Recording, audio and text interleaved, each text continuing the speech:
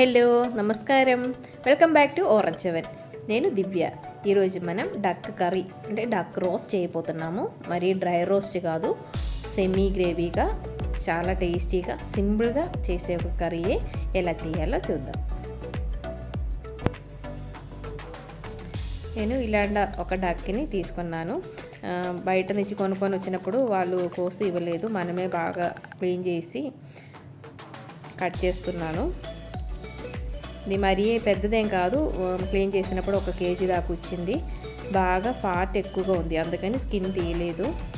Skin తీస్తే ఆ fat అంతా పోయిద్ది కదా. చూడండి ఎంత ఉందో. అసలు ఈ ఫ్యాట్ అంతా పోతే కర్రీ అస్సలు టేస్ట్ ఉండదు. కానీ చాలా క్లీన్గా నీట్గా క్లీన్ చేసేసుకుంటే మనకి ఇంకా పర్వాలేదు, అలాగే వాడుకోవచ్చు. ఇప్పుడు నేను దానిలోకి కొంచెం పసుపు, అలాగే 1 టీ స్పూన్ దాకా ఉప్పు వేసి బాగా మిక్స్ చేసేసుకొని కుక్కర్లో ఉడకబెట్టిపోతున్నా. ఇవి నాటువి కాబట్టి బాగా కొంచెం ఎక్కువగా ఒక 4-5 విసిల్స్ దాకా ఉడకనివ్వాలి. ఒకసారి చూసుకొని ఉడకలేదు అనుకోండి, ఇంకా ఒక 2 విసిల్స్ దాకా ఉడకనివ్వాలి. బ్రోయిలర్వి కాకుండా అయితే మనకి తొందరగానే ఉడికిపోతుంది. ఇప్పుడు అది మునిగేటట్టు వాటర్ పోసుకోవాలి. ఎందుకంటే కొంచెం ఎక్కువ టైం ఉంచుతున్నాం కాబట్టి ఎక్కువగా వాటర్ కావాలి, లేకపోతే తక్కువ చాలు. దీంట్లో తెచ్చి ఎక్కువ వాటర్ కూడా రాదులే, నాటివి అయితే ఎక్కువ వాటర్ ఉండదు. ఒక 4-5 విసిల్స్ దాకా ఉడిగేటప్పటికి మనం అన్నీ కట్ చేసి పెట్టేశాను. ఒక 3 ఉల్లిపాయలు దాకా, 2 టొమాటోలు, అలాగే 4-5 పచ్చిమిరపకాయలు, కొంచెం పచ్చి కొబ్బరి ముక్కలు కూడా తీసి పెట్టుకున్నాను. అది ఇష్టం ఉండే వేసుకోవచ్చు, లేకపోతే వద్దు. ముందుగా ఒక 2-3 స్పూన్ల ఆయిల్, నేను కోకోనట్ ఆయిల్ వాడాను, మీరు ఏ ఆయిల్ ఇష్టమైతే అది వాడుకోవచ్చు. దాంట్లో 2-3 బే లీవ్స్ వేస్తున్నాను, మంచి ఫ్లేవర్ వస్తుంది. తర్వాత ఉల్లిపాయలు వేసుకొని వేయించుకోవచ్చు. అలాగే ఆ పచ్చి కొబ్బరి ముక్కలు కూడా దాంట్లోనే వేస్తున్నాను. అదొక స్పెషల్ టేస్ట్ అనమాట, ఈ కొబ్బరి ముక్కలు మధ్యలో తగులుతూ ఉండే. ఎప్పుడైనా కొంచెం ట్రై చేసి చూసుకోండి. అలాగే మనం చికెన్లో కూడా వేసుకోవచ్చు. ఈ ఉల్లిపాయలు కొంచెం ఉడిగేటప్పుడు కొంచెం కలర్ చేంజ్ అవుతూ ఉంటుంది కదా, అప్పటికి పచ్చిమిరపకాయలు కూడా వేసుకొని వేయించుకోవాలి. ఇది ఆల్మోస్ట్ ఫ్రై అయ్యేటప్పుడు లైట్గా కలర్ చేంజ్ అవుతుంది కదా, లైట్గా గోల్డెన్ ఎల్లో కలర్ లాగా వచ్చింది.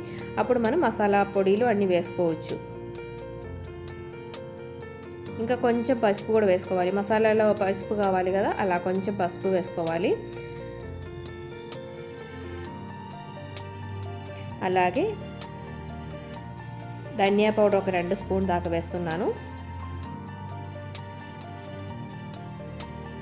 ఈ పచ్చిమిరపకాయలు బాగా కారంగా ఉంటుంది, కారం చూసుకొని మనం కారపొడి వేసేది అడ్జస్ట్ చేసుకోవాలి. ఇది ఒక 1.5 స్పూన్ దాకా కారం పౌడర్ కూడా వేస్తున్నాను. ఇది కూడా మంచి కారంగా ఉండేది. అసలు డక్ కర్రీకి కొంచెం కారం ఎక్కువగా కావాలి, ఎందుకంటే దాని మీట్ అనేది కొంచెం స్వీట్గా ఉంటుంది. కొంచెం బాగా కారం తగలకపోతే అసలు టేస్ట్ బాగుండదు.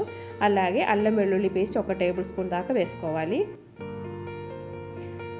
ఈ పేస్ట్ కాకుండా క్రష్ చేసేది వేస్తే ఇంకా బాగుంటుంది. నా దగ్గర పేస్ట్ ఉన్నది కాబట్టి నేను అది వేసాను. ఇప్పుడు 2 టొమాటోలు కూడా వేసి ఈ టొమాటో బాగా ఉడిగి మెత్తగా అయ్యేదాకా ఇలా మూత పెట్టేస్తే మెత్తగా ఉడిగిపోయింది. తర్వాత కలుపుకొని పేస్ట్ లాగా అవుతుంది. చూడండి, ఇప్పుడు బాగా మెత్తగా ఉడిగిపోయింది కదా. ఇప్పుడు మనం బాగా కలుపుకొని ఉడకనివ్వాలి. ఫ్రై అయ్యేదాకా కలుపుకుండా ఉండాలి. చూడండి ఎలా ఉడిగిందో. అసలు పైన అంతా ఆయిల్గా ఉంది కదా, ఇదంతా దాని లోపల నుంచి వచ్చిన ఫ్యాటే.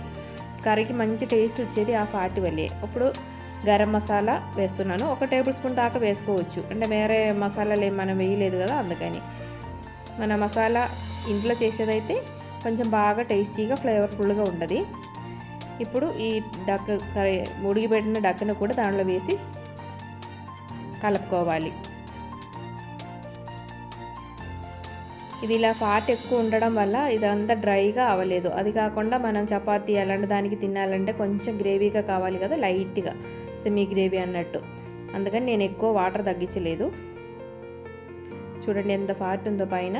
ఇప్పుడు ఇది సోంపు ఉంది కదా, మన సోంపుని లైట్గా డ్రై రోస్ట్ చేసి పొడి చేసి పెట్టుకున్నాను.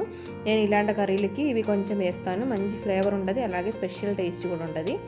1 స్పూన్ దాకా మిరియాల పొడి కూడా వేసుకోవాలి. లాస్ట్లో ఇవి వేస్తే టేస్ట్ పోకుండా చాలా బాగుంటుందన్నమాట. ఇప్పుడు ఫ్రెష్గా ఉండే కరివేపాకు కూడా కొంచెం వేసేసుకొని మిక్స్ చేసి ఒక 5 మినిట్స్ దాకా మూత పెట్టుకొని లో ఫ్లేమ్ మీద ఉడకనివ్వాలి. అప్పుడే ఆ ముక్కలకి అంత టేస్ట్, మసాలా టేస్ట్ అంతా పట్టేసి చాలా టేస్ట్ బాగా వస్తుంది. ఇప్పుడు చూడండి మన కర్రీ రెడీ అయిపోయింది. ఈ డక్కు ఉడకడానికి కుక్కర్లో తీసుకునే టైమే మనకి ఎక్కువ అయ్యేది, మిగిలే పనులన్నీ తొందరగా అయిపోతుంది. చూడండి ఆ మధ్యలో కొబ్బరి ముక్కలు అవన్నీ కనిపిస్తూ ఉంటుంది. డక్కు దొరికితే ఒక్కసారి ఇలాగే ట్రై చేసి చూడండి. ఇక్కడ దొరకడానికి కష్టమని తెలుసు, దొరికితే మాత్రం మిస్ చేయమాకండి. అందరు హెల్తీగా ఉండండి, హ్యాపీగా ఉండండి. థ్యాంక్స్ ఫర్ వాచింగ్ ఆరెంజ్ వెంగండి న్యూస్. Bye bye.